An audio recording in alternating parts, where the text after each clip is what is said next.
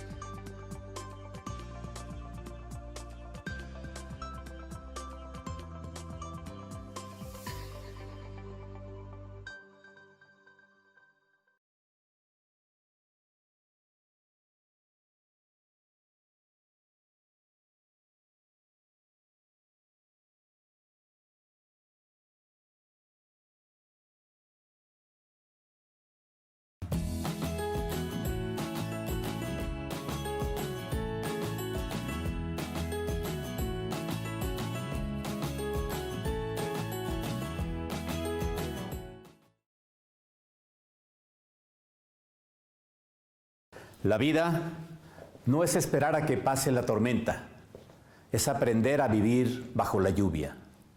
Reciban un cordial saludo de la Federación Mexicana de Colegios de Ortopedia y Traumatología, esperando que se encuentren bien tanto ustedes, doctores, personal de la salud, como sus familias. En la FEMECOT, una de sus principales funciones es de mantener la educación médica continua en nuestra especialidad, por lo que nos dimos a la tarea de organizar esta actividad científica y académica, que es nuestro primer Congreso Internacional Virtual FEMECOT 2020. Estamos atravesando por una crisis mundial debido a la pandemia del COVID-19, pero que también debemos de aprovechar las oportunidades que esto nos da y consideramos que es momento de innovar en este tipo de actividades y la FEMECOT, como la representación nacional de la ortopedia y traumatología, se da la tarea de organizar este primer Congreso Internacional Virtual FEMECOT 2020. Tendremos 141 profesores nacionales e internacionales, 47 módulos, 3 conferencias magistrales, discusión de casos clínicos, mesas redondas, presentación de trabajos libres, etc. La FEMECOT les da la bienvenida a toda la comunidad de ortopedistas y traumatólogos de nuestro país y también a nuestros amigos de 15 países que nos están acompañando a esta fiesta académica y científica, y que aprovechemos la experiencia de todos nuestros profesores nacionales e internacionales. Bienvenidos a este primer Congreso Virtual FEMECOT 2020. Esperamos que cumpla con sus expectativas durante los 15 días que estará disponible nuestro evento y recordarles que todos somos FEMECOT. Muchas gracias. Hola, les habla el Dr. Juan Ramón Rentería Dávila desde la ciudad de Guadalajara.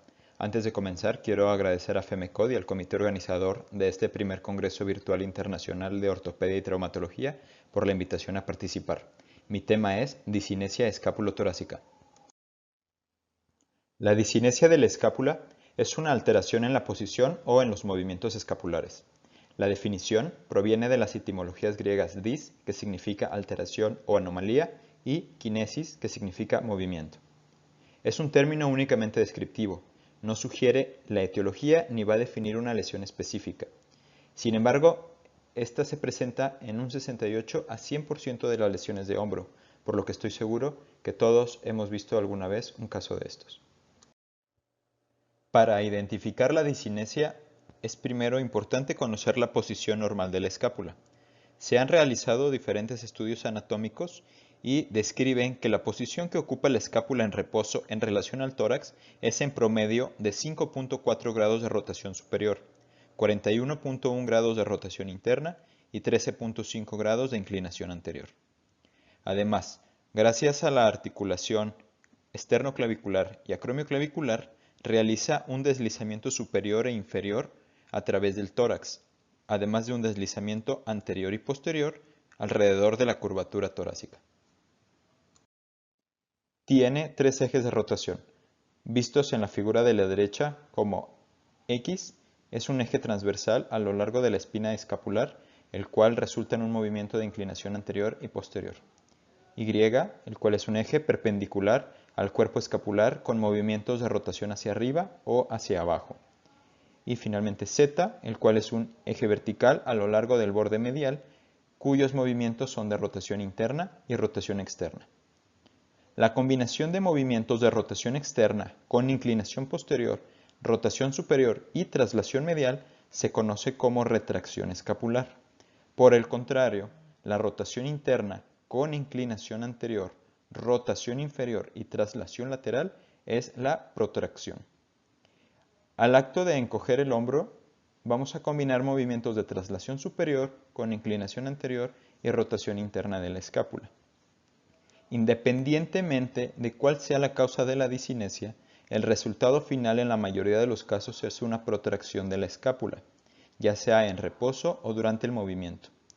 Esta protracción no es una posición favorable para la función del hombro, pues disminuye el espacio subacromial, incrementando los síntomas de pinzamiento y disminuyendo la fuerza del manguito rotador. La escápula es un hueso de forma triangular, con un borde medial, lateral y uno superior, además de tres ángulos, uno superomedial, uno superolateral y uno inferomedial. Es parte de las articulaciones glenohumeral y acromioclavicular. Además, funciona como enlace que une al esqueleto axial con la extremidad superior. La clavícula es el único hueso que va a conectar la escápula con el esqueleto axial. Y para maximizar los movimientos escapulares y escapulohumerales, la clavícula realiza sus propios movimientos de retracción, elevación y rotación sobre su propio eje. La escápula sirve como inserción a 17 músculos, de los cuales 6 son los responsables de la estabilización y articulación escápulo-torácica. Entre ellos está el trapecio, serrato anterior, elevador de la escápula, romboides mayor y menor y el pectoral menor. Las porciones superior e inferior del trapecio, junto con el serrato anterior, han demostrado ser los principales encargados de la movilidad y la estabilidad. La articulación escápulo-torácica es distinta del resto porque no tiene una cápsula ni cartílago o sinovial. Está unida a la pared torácica por músculos y está rodeada por 4 bursas adventicias que permiten el movimiento de deslizamiento. El rango de movimiento coordinado entre el húmero y la escápula se conoce como ritmo escápulo-humeral y es necesario para que exista una correcta posición, estabilidad y movilidad del hombro. Para ello, la escápula cumple con 4 roles funcionales. 1. Realiza un movimiento coordinado con el húmero para mantener el centro de rotación glenohumeral. 2. Realiza un movimiento de deslizamiento a través de la pared torácica. 3. Mantiene la posición del acromion y el espacio subacromial. Y 4. Funciona como un enlace de la cadena cinética, es decir, transfiere la fuerza, energía y velocidad durante el movimiento corporal hacia la extremidad superior y viceversa. La disinesia escapular puede ser la causa o la consecuencia de una lesión de hombro, y de acuerdo a su origen anatómico puede dividirse en causas óseas, articulares, neurológicas o musculares. Entre las causas óseas, por ejemplo, está una fractura de clavícula o cifosis torácica, causas articulares como inestabilidad acromioclavicular o glenohumeral, causas neurológicas como las parálisis de los nervios torácico largo o espinal accesorio, y causas musculares es cualquier lesión intrínseca de los músculos de la cintura escapular. Los síntomas asociados descritos con mayor frecuencia son el dolor o la fatiga del hombro y espalda, la dificultad para la movilidad y la limitación funcional en la práctica deportiva. Incluso el mismo paciente puede reportar cómo percibe su deformidad por disminución de la altura o acortamiento del hombro. La exploración física comienza con la observación de la postura general, la lordosis lumbar, lordosis cervical. Además debe evaluarse las maniobras especiales del hombro acorde con la sospecha diagnóstica y realizar una exploración neurológica completa. La valoración escapular se realiza desde una vista posterior de forma estática y dinámica. Para la prueba de disinesia escapular, se pide al paciente que flexione y abduzca ambos hombros durante 3 a 5 veces continuas, a una velocidad aproximada de 3 segundos para la elevación y el descenso, mientras observamos la zona escapular descubierta y se registran las alteraciones del movimiento o protuberancias de la posición escapular. Se repite la prueba, esta vez aplicando una resistencia, descrita con carga de 3 libras al paciente con un peso menor de 68 kilos y 5 libras cuando el peso es mayor de los 68 kilos. La prueba de deslizamiento lateral de la escápula es una prueba cuantitativa y se realiza midiendo la distancia que existe entre el ángulo inferomedial de ambas escápulas y la apófisis espinosa más cercana en un trayecto horizontal. La evaluamos en 3 posiciones distintas. Primero con los brazos en relajación a los costados, después con las manos colocadas a nivel de la cintura y una extensión del hombro de 10 grados, y finalmente en abducción de 90 grados y una máxima rotación interna. Cuando existe una diferencia mayor de 1.5 centímetros, se considera anormal, y es de utilidad para valorar la progresión del tratamiento. La prueba de asistencia escapular se realiza aplicando presión gentil para asistir la elevación, corrigiendo la rotación escapular y la inclinación posterior. La prueba se considera positiva cuando se alivian los síntomas de pinzamiento o aumenta el rango de movilidad de la extremidad. En la prueba de retracción escapular se evalúa la fuerza contra resistencia de la flexión del hombro. Enseguida, se estabiliza manualmente la escápula en una posición de retracción y se vuelve a hacer la medición de la fuerza contra resistencia. La prueba se considera positiva cuando aumenta la fuerza con la retracción y se alivian los síntomas de pinzamiento. El Dr. Kibler clasificó la disinesia escapular en 4 tipos. El tipo 1 es una prominencia en el ángulo inferomedial de la escápula y está relacionado con una anormalidad de la rotación en el eje transversal. El tipo 2 es una prominencia en el borde medial de la escápula, que representa una anormalidad en el eje de rotación vertical. El tipo 3 es una prominencia de todo el borde superior y el ángulo medial de la escápula relacionado con una traslación superior del hombro. Y finalmente un tipo 4, el cual es una posición escapular simétrica.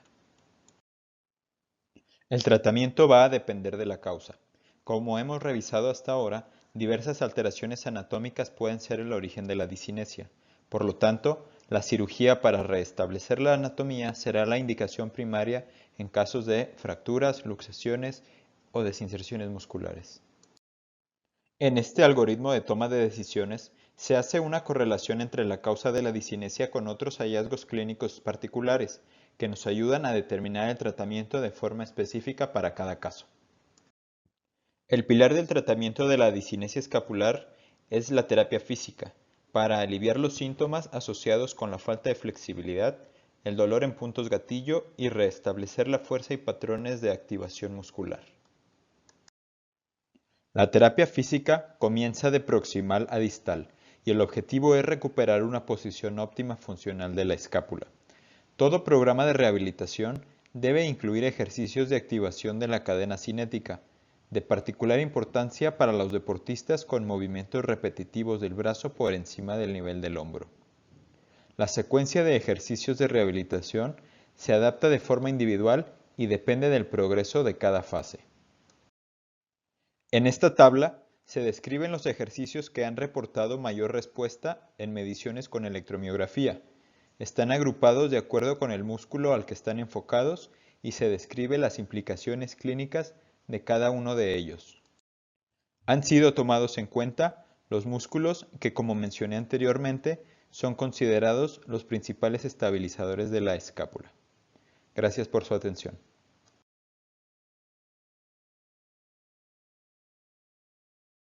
Buenos días a todos, soy el doctor Fernando Cuenca Díaz. El día de hoy les voy a compartir los temas de síndrome de pectoral menor y síndrome de salida torácica. El síndrome de pectoral menor es una patología por compresión neurovascular. Ocurre por variantes anatómicas en este músculo. Este músculo tiene un origen en la tercera a la quinta costillas en su tercio medio y su origen en la apófisis coracoides de manera normal. Cuando hay variantes anatómicas, ocurre una compresión por debajo de esa estructura que vemos señalado en la flecha amarilla. Estas variantes anatómicas las clasifica Doublé. Doublé tiene 3 tipos de esta clasificación. El tipo 1 es un tendón de características tendinosas que pasa por encima de la apófisis coracoides y que se inserta en el músculo supraespinoso o en la cápsula articular. El tipo 2 es un vientre mixto, es un vientre muscular que se inserta de manera normal en la apófisis coracoides y una porción lateral tendinosa que pasa por encima de la apófisis coracoides y esta se inserta en el músculo supraespinoso o en la cápsula articular.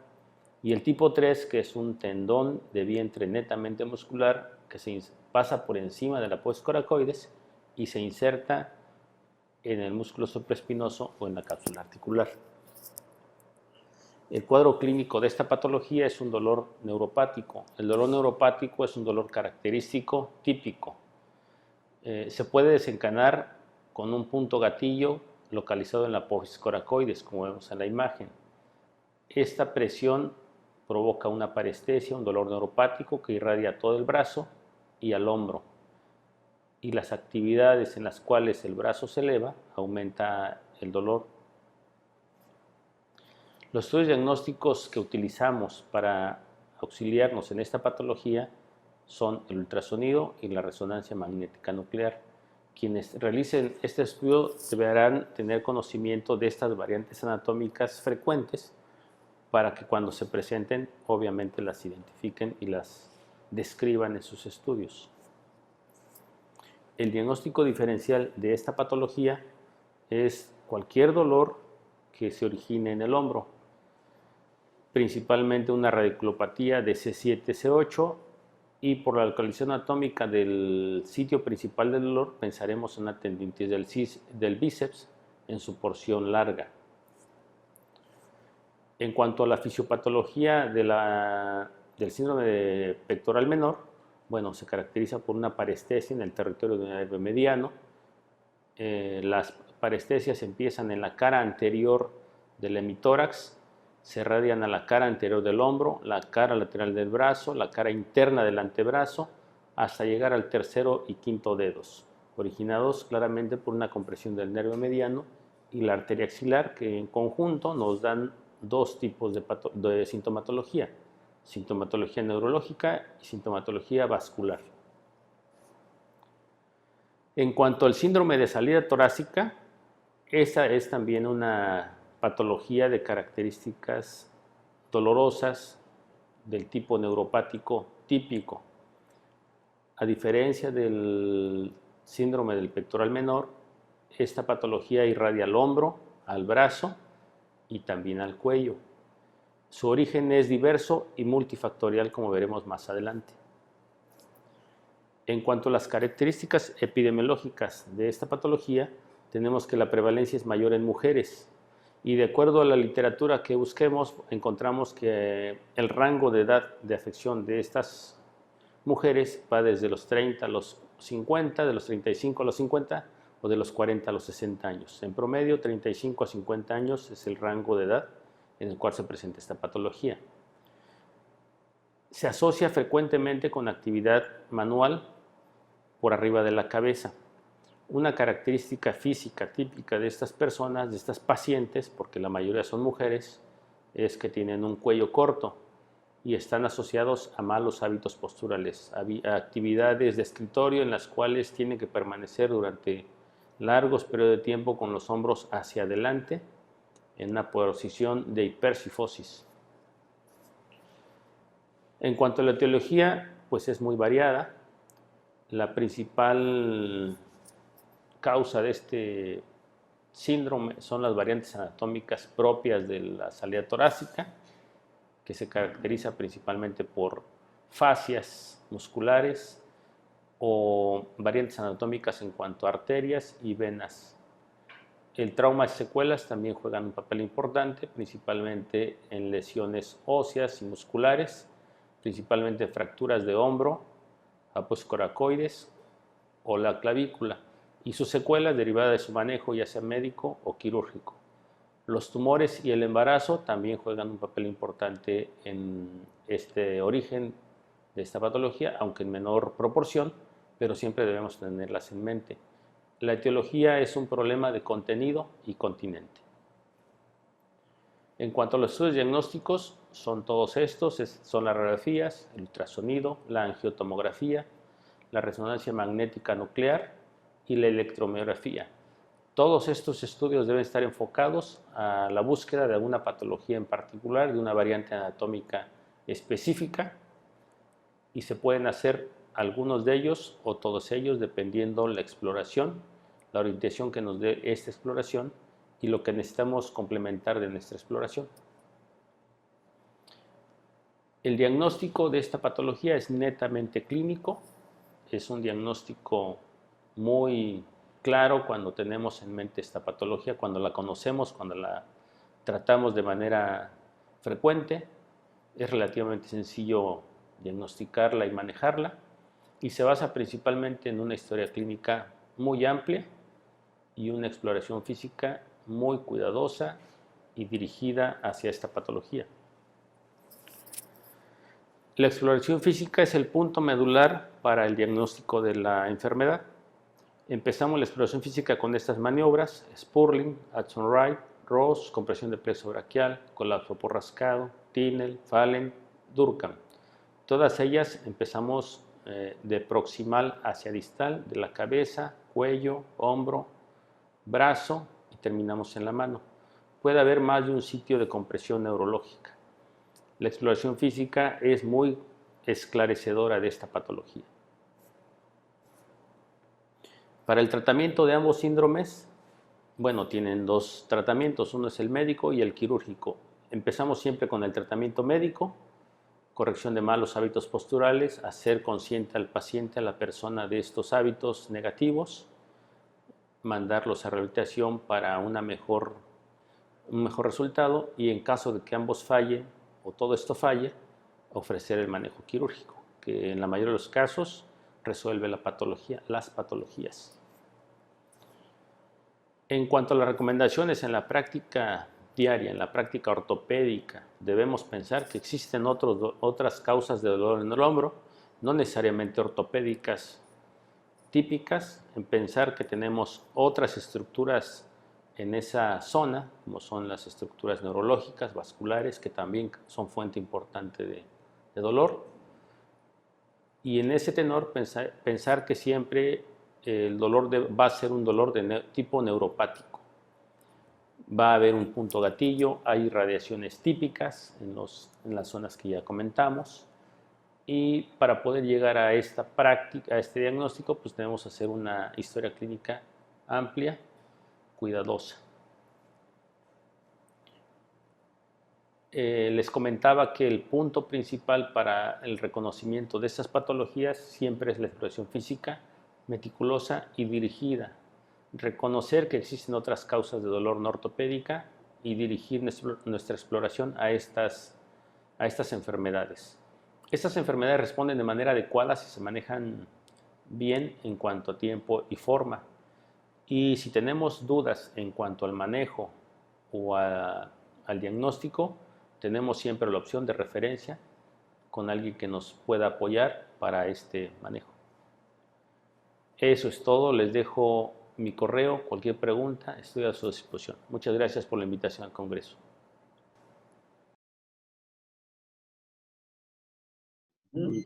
Muchas gracias a la FEMECOT por invitarme a participar en este primer congreso virtual. El tema que vamos a platicar hoy un poco es del pinzamiento del nervio supraescapular. Son las causas en la consulta que pasamos desapercibido, ¿okay? Y que son causas muy frecuentes o no tan frecuentes de dolor, pero pasamos desapercibido de forma frecuente. Hay que recordar un poco que el nervio supraescapular es el único nervio sensitivo y motor principalmente que tiene el hombro. Este se forma de las raíces de C5, C6 en el punto de Erbs y atraviesa la escotadura supraescapular por debajo del ligamento transverso y nos va a inervar motoramente al supraespinoso y al infraespinoso. Las causas de la neuropatía, un pinzamiento del nervio supraescapular, generalmente va a ser en pacientes que realizan actividad deportiva repetitiva por encima de la cabeza, como los tenistas, por ejemplo, es uno de los principales pacientes que llegan a la consulta. La hipertrofia del ligamento transverso, variantes anatómicas de la escotadura, por ejemplo, en las mujeres tienden a tener una escotadura un poco más angosta, pacientes con rupturas masivas del manguito rotador, pacientes con capsulitis adhesiva y los quistes sublabrales, que lo pongo en otro color porque es una de las causas más platicadas de la neuropatía del nervio supraescapular. Sin embargo, en la práctica yo he visto que es lo que menos nos llega en el consultorio, ¿no? El cuadro clínico es de inicio insidioso. El paciente va a presentar una disminución en la fuerza de la rotación externa, va a tener dolor en la región posterolateral del hombro, muy exquisito en la articulación acromioclavicular y puede tener movilidad limitada. Como vemos, son síntomas de cualquier patología que pudiera haber en el hombro. Puede mimetizar mucho patología del manguito rotador. Por eso hay que tener siempre en mente los diagnósticos diferenciales, ¿no? Vamos a encontrar a estos pacientes con una atrofia marcada del infraespinoso, como vemos aquí en la paciente arriba, con una disquinesia de la escápula. Paciente que vemos aquí arriba a la derecha, vemos como toda la fosa del infraespinoso prácticamente, le digo, vacía. Se nota completamente que hay una atrofia del mismo. Y lo mismo en los pacientes que vemos aquí abajo. Hay una atrofia marcada de la musculatura en la fosa infraespinosa. Y la verdad es que el gabinete nos es de muy poca utilidad. Las radiografías simples nomás nos sirven para hacer diagnósticos diferenciales. La electromiografía puede salir positiva, puede salir negativa. Vamos a encontrar disminución de amplitud y potenciales de fibrilación en el punto motor. La resonancia magnética, pues podemos encontrar los quistes sublabrales si esa fuera la causa. Y generalmente en los pacientes que traen un pinzamiento a nivel de la escotadura, vamos a ver una congestión importante del paquete neurovascular. El diagnóstico en parte del gabinete lo pongo en una infiltración con lidocaína en la escotadura. Y estos pacientes que llegan con dolor y con dificultad para la movilidad, que estamos sospechando que el problema está a este nivel, le infiltramos con 5 cc de lidocaína en la escotadura. Automáticamente se les quita el dolor y nos pueden levantar el brazo sin mayor problema. Y eso nos dice que el problema está a ese nivel. Como le digo, el diagnóstico va a ser clínico, disminución de la fuerza en la rotación externa, dolor exquisito en la C. Vamos a encontrar un cross anter positivo, vamos a encontrar lo que es el Scratch and Collapse Test positivo. Y el manejo conservador, pues como siempre vamos a empezar con AINES, terapia física, tratamiento de estabilización de escápula. Y si el paciente a pesar de esto continúa con sintomatología, vamos a proceder a la liberación artroscópica. Al paciente lo ponemos en silla de playa. Estos son los portales que utilizamos para hacer la liberación.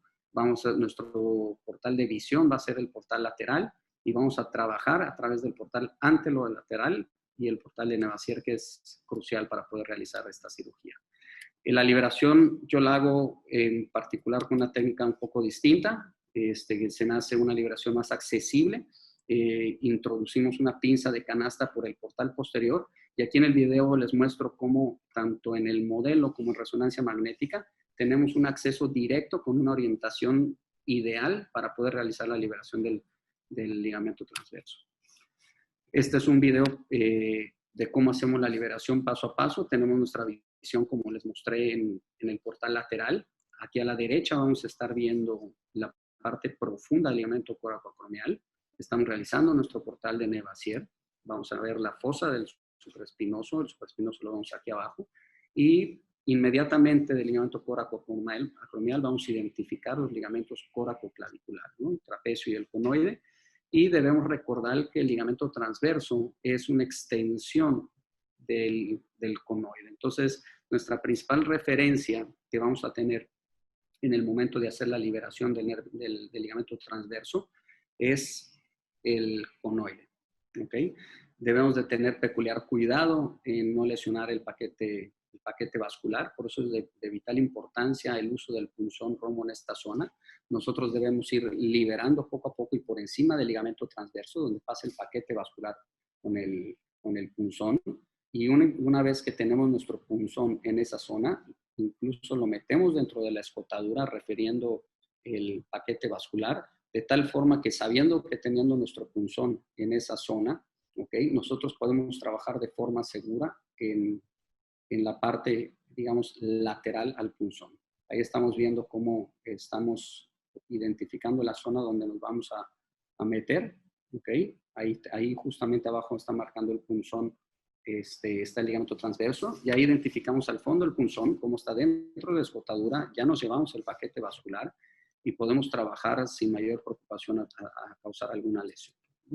Una vez que identificamos el ligamento, vamos, como les comenté, introducimos la pinza en la parte posterior. Aquí trabajamos en un espacio muy reducido, puesto que los portales están muy pegados, ¿okay? Pero si se fijan, tenemos una visualización muy adecuada. Si lo hacemos con el cuidado que merece, no debemos de tener mayor problema con el sangrado, ¿okay? Ahí abajo ya identificamos perfectamente el ligamento transverso. Y lo único que vamos a hacer es liberar un poquito más para poder verlo, ¿okay? De forma completa, antes de introducir la pinza, ¿okay? Y realizar la liberación. Siempre meto la pinza primero por debajo para disecar un poco y una vez que hacemos esto, ya procedo a meter la pinza, ¿ok? Digamos, con la boca abierta. Y ahorita van a ver cómo se realiza el corte del ligamento transverso. El punzón está cuidándonos el paquete neurovascular en la parte más medial, ¿ok? Y ahí realizamos el corte del ligamento transverso. Se fijan en este paciente en particular, van a ver el grosor de ligamentos. Estamos batallando con realizando el corte. Y era un ligamento que estaba bastante hipertrófico y eso le estaba ocasionando al paciente la compresión a este nivel, ¿no? Entonces, una vez hecho esto, corroboramos que hay una adecuada liberación y damos por terminado el procedimiento en este momento. Es un procedimiento que requiere una alta curva de aprendizaje, no es un procedimiento sencillo, pero debemos saber identificarlo para poder ofrecérselo al paciente. Debemos educarlos en la historia natural de su patología, dependiendo de lo que le esté causando la neuropatía. Y en el paciente indicado vamos a tener unos excelentes resultados realizando la liberación como se les presenta. Muchísimas gracias y los esperamos en la mesa redonda. Hola, buenas tardes. Soy el doctor Ignacio Alonso Hidalgo de Buenos Aires, Argentina. En representación de la Asociación Argentina de Traumatología del Deporte, me toca hablar en este módulo de causas de dolor en el hombro en la consulta diaria, cuando nos visita el paciente y no lo reconocemos, de lesiones neurológicas en el hombro deportista, lesiones poco frecuentes, pero que hay que tenerlo en el espectro de sospecha al atender a nuestros deportistas. Las lesiones más comunes del hombro deportista son las que afectan al manguito rotador, a la articulación, principalmente en la luxación glenohumeral y en la articulación acromioclavicular. Pero la lesión de los nervios periféricos es poco frecuente, pero existe y hay que sospecharla en nuestros deportistas.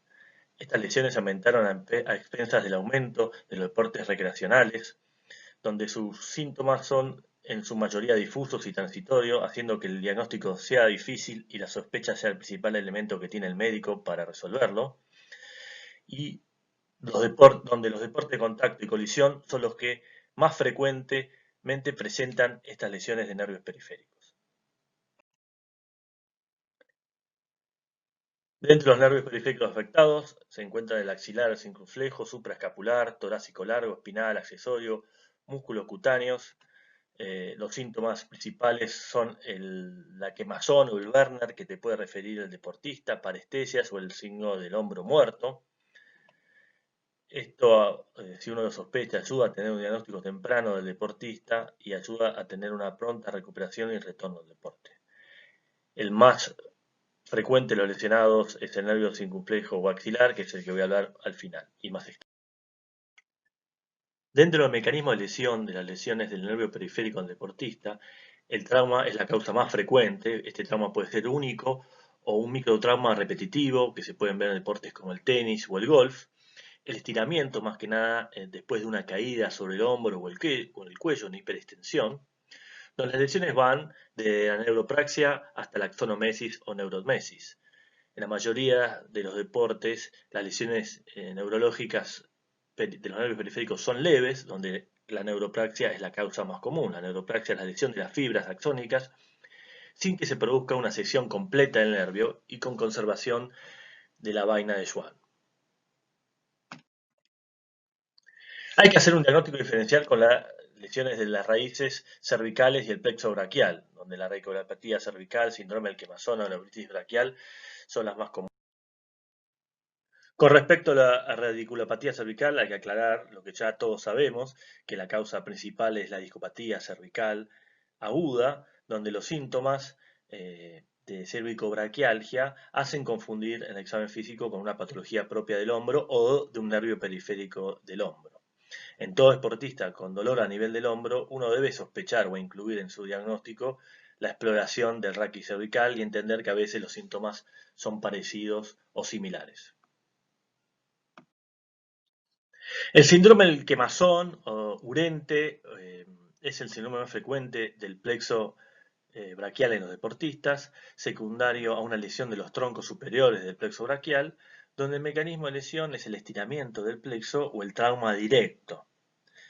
Los síntomas son el dolor inmediato, agudo y quemante que se irradia por el brazo, provocando parestesias y debilidad. Y entender que esto por ahí termina el partido o a los 24 o 48 horas el paciente ya no siente nada y lo tiene que uno interrogar y encontrarlo.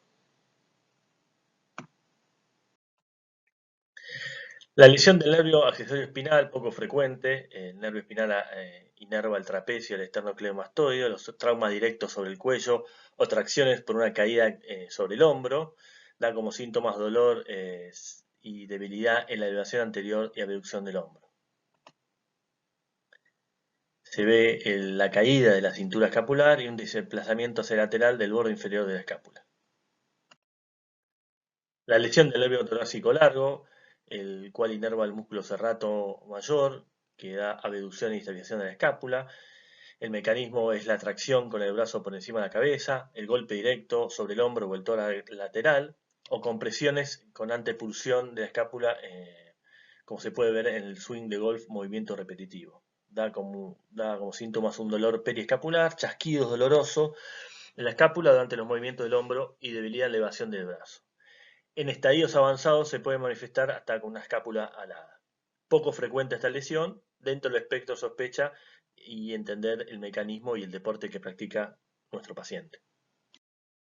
Lesión del nervio supraescapular, que inerva al supra y infraespinoso, donde las causas son más que nada por compresión. En luxaciones anteriores de hombro, donde se producen gangliones en el espacio espinoglenoideo que atrapan y comprimen el nervio.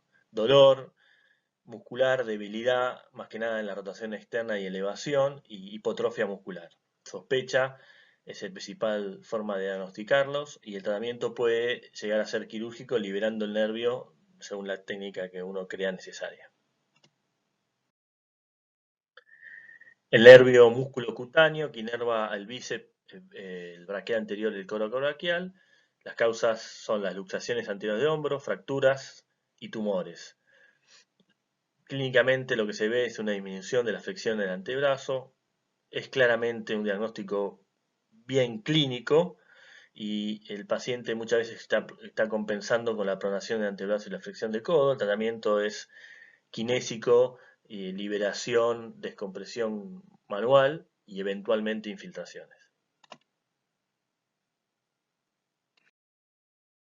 Ahora hablemos del nervio circunflejo, que claramente es el nervio periférico más afectado en el deportista, en el hombro del deportista, donde la causa es pacientes que tuvieron una luxación glenohumeral, fracturas, o el trauma directo sin luxación de la articulación. Esto ya es una entidad aislada, subdiagnosticada, pero descrita hace un montón de tiempo. La clínica de estas lesiones del nervio circunflejo en forma aguda, después de un trauma directo sin luxación, son las parestesias, el dolor quemante o Werner que te describen los jugadores, la debilidad del miembro y la hipotencia funcional o brazo muerto. El típico caso es un jugador que va a taclear y se le queda el brazo como muerto, siente una electricidad, una quemazón y por ahí sigue jugando. Hay que sospechar de una lesión del nervio circunflejo en estas situaciones. En forma crónica, estos nervios presentan atrofia muscular progresiva, alteraciones sensitivas y debilidad que se compensan con el resto del manguito rotador o del resto del deltoides no afectado en esta paresia. Inerva al deltoides, el cual da el 50% de la fuerza de torque en la aducción del hombro. Y más allá que las recuperaciones neurológicas incompletas son del 27%, presentan una excelente recuperación funcional, dando un buen retorno al deporte de contacto con una buena movilidad y fuerza. En este trabajo, donde evalúan 11 jugadores que presentaron una parálisis traumática del circunflejo sin luxación y presentaron los típicos síntomas y confirmación con el electromiograma, 8 pacientes tuvieron tratamiento conservador y 3 una neurólisis o una liberación del nervio con excelentes resultados en 10 de los 11 pacientes.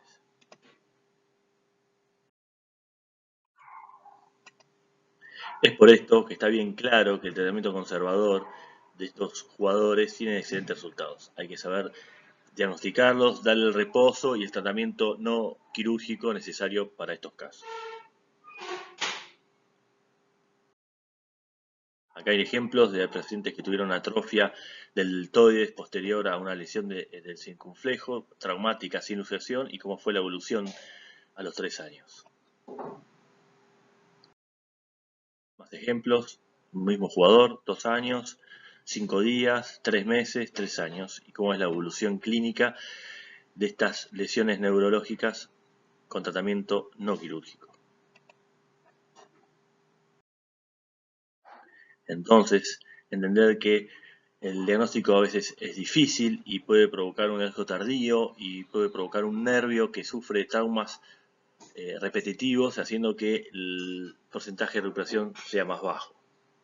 Hay que estar atentos a estos traumas directos con burnout y sensación de brazo muerto en nuestros jugadores, más allá de evaluar la articulación glenohumeral, entender que hay lesiones en los nervios periféricos, y el electromiograma de seguimiento a partir de las 3 semanas es importante.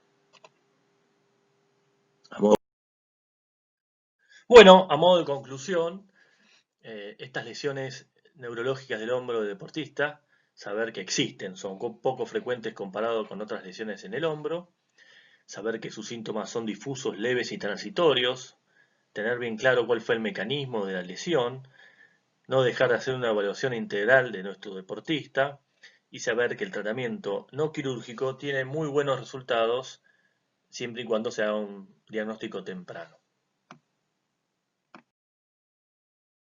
Bueno, muchas gracias a todos por su atención. Muchas gracias por la invitación a participar de este congreso virtual. Los invito a todos a que conozcan a la Asociación Argentina de Traumatología del Deporte en su página y curso anual para médicos de equipo. Muchas gracias.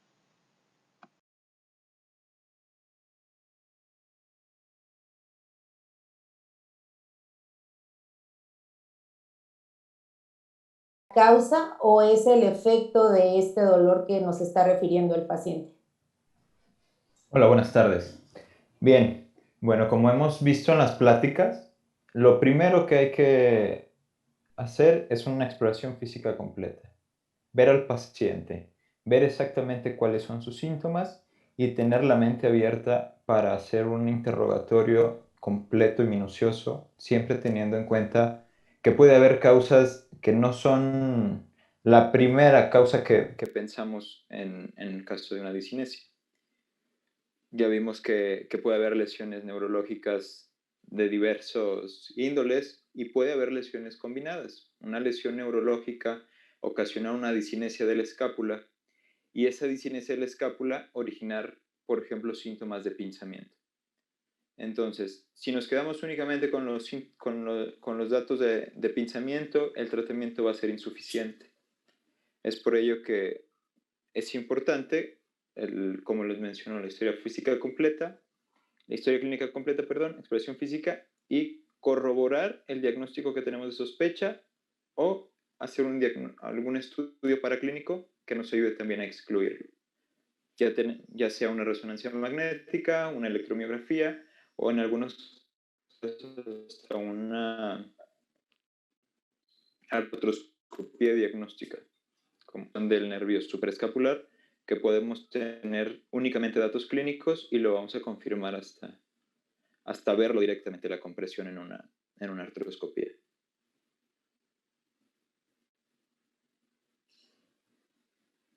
Muy bien. Otra pregunta dirigida hacia el doctor Cuenca es, usted en su actividad o en su práctica diaria, ¿con qué frecuencia ha observado la lesión a nivel del plexo y en qué momento decide cambiar su tratamiento de conservador a quirúrgico? Y siendo quirúrgico, ¿cuál es la técnica que usted emplea con mayor frecuencia? Buenas tardes a todos. Concuerdo con el comentario de Ramón. La historia clínica, la exploración física son fundamentales para encontrar el diagnóstico preciso, saber qué nervios, qué segmentos están lesionados, qué porción, con toda la exploración física que comentamos en varias charlas ya, que coincidimos en algunas. La exploración física debe ser meticulosa, debe ser adecuada, debe ser sistemática, y a través de eso encontramos el diagnóstico preciso. ¿Qué tan frecuente encontramos la patología? Pues es bastante frecuente. cuando tenemos en mente estas enfermedades, estas patologías neurológicas, encontramos que son bastante frecuentes, más de lo que deberían de parecer. ¿Cuánto tiempo los manejo con manejo conservador? De entrada, a todos los pacientes les comento que hay dos opciones de manejo: conservador quirúrgico, que empezamos siempre con el conservador, y que en caso de que se lleve al pie de la letra el manejo conservador y no obtenga los resultados que el paciente desea, pues podemos cambiarlo en cualquier momento y bajarlo al quirúrgico. El quirúrgico, pues es en el caso de cualquier atrapamiento neurológico, pues quitar esa descompresión. En el caso de la salida torácica, del síndrome del pectoral menor o cualquier otro tratamiento de nervio periférico, pues el planteamiento quirúrgico siempre debe ir enfocado a la liberación en el sitio donde esté atrapado ese segmento nervioso, que puede ser cualquier sitio. Hay ocasiones en que están atrapados los nervios incluso en más de un sitio. Para eso nos sirve la exploración física. Debemos saber también que un síndrome de salida torácica, un plexo enfermo, nos va a dar varios puntos positivos, y debemos también tener en cuenta que no se liberan todos los puntos. Se libera el que está más patológico, y regularmente con eso es suficiente. El resto de los atrapamientos se recuperan satisfactoriamente. El manejo quirúrgico siempre lo enfoco un manejo abierto, tener siempre el control de todas las estructuras, principalmente las neurológicas, controlarlas perfectamente, visualizarlas completas. Es un manejo quirúrgico anatómico preciso, desde el plexo o hasta donde se necesite. Ok, muchas gracias.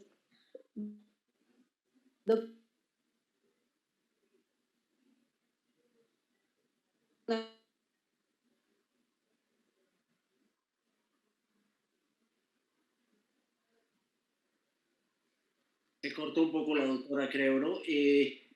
Mauricio, ¿por qué no nos complementas un poquitito tu experiencia con las liberaciones, los resultados que has tenido con esas liberaciones? ¿Cómo te ha ido? En el paciente adecuado, como les dije, el resultado es muy bueno. Para mí es muy importante identificar siempre cuando es un hombro doloroso, pero funcional, por ejemplo, ¿no? Cuando el paciente te llega con dificultad para mover y crees que trae roto el mango, pero en realidad el mango lo vemos bien. Siempre la prueba diagnóstica para mí es muy importante, ¿no? Como les comenté, les pongo un poco de anestésico en la zona de la escotadura, y si al paciente se le quita el dolor por completo, pues el problema está ahí, ¿no? En realidad trato de hacer ese diagnóstico antes de entrar. Yo creo que no hay, disculpando ahí con el doctor Ramón, la artroscopía diagnóstica. Tú vas con un plan, y generalmente el pinzamiento por sí solo es muy raro. El paciente que llega con un pinzamiento solo por una acción repetitiva por encima de la cabeza es muy raro. El resultado liberando el nervio es excelente, automáticamente se les quita el dolor. La fuerza tardan en recuperarla, porque eso es como cualquier compresión. El tiempo que lleve la compresión pues va a tardar en recuperarse ese nervio, ¿ok? Hay que recuperar la fuerza de los músculos que inerva el supraescapular, pero el resultado es excelente en los pacientes con rupturas masivas del manguito rotador, que están retraídas, que tiene dolor. Prueba diagnóstica, se le quita el dolor, hacemos descompresión, quitamos fuentes de dolor, liberamos nervio supraescapular, el resultado les da muy bien. Lo mismo en la capsulitis adhesiva. Yo sistemáticamente en los pacientes que tienen capsulitis adhesiva me he metido a liberarle el nervio supraescapular a todos, y lo que me he encontrado es que hay una proliferación de tejido muy importante en esa zona que les causa una compresión a ese nivel, ¿no? El paciente tiene una recuperación mucho más satisfactoria y más rápida que al paciente que cuando le hace una liberación capsular aislada, digamos. Yo empecé a meterme en estos territorios aproximadamente hace 3 años, y sí he visto que tienen una mejor recuperación, ¿no? Entonces, pacientes que clínicamente sospecho que puede haber un atrapamiento asociado a otra patología, siempre voy y lo libero. Ignacio, ¿qué tips nos darías tú para que no dejemos pasar algunas compresiones neurológicas? ¿En qué fijarnos? ¿Cuáles son tus recomendaciones? El micrófono lo tienes deshabilitado. Sí, perdón, buenas noches, perdón. Acá ya es de noche, acá en Buenos Aires. Yo creo que voy a repetir un poco lo que todos estamos diciendo con respecto a estas lesiones, donde la sospecha y el examen físico es lo que nos va a ayudar.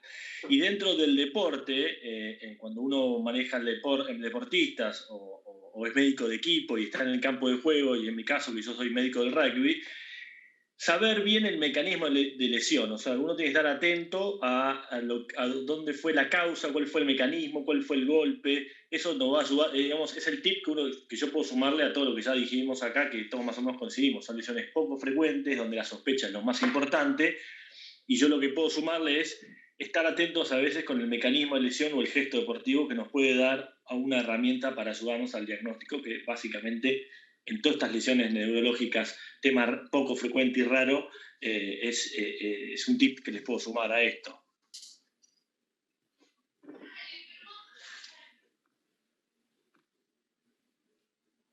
Sandra, ¿tienes audio? Creo que...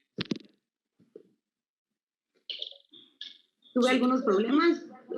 Sí, ¿ya tienes Creo audio? que ya me escuchan. Sí. Ok, pues agradecerle a todos los médicos que nos apoyaron con su plática. No sé si alguien tenga alguna otra pregunta, algún comentario que quisieran hacer para cerrar esta charla.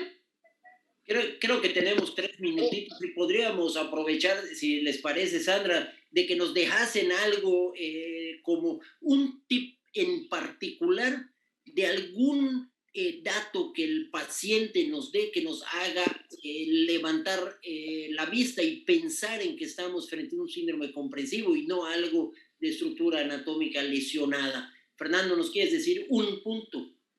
Sí, el tip que yo les podría pasar es que el paciente a veces no tiene palabras para escribir su molestia, y ese sería mi tip, de pedirle al paciente que nos diga con sus propias palabras lo que sea que ella sienta, la molestia que como ella lo tenga.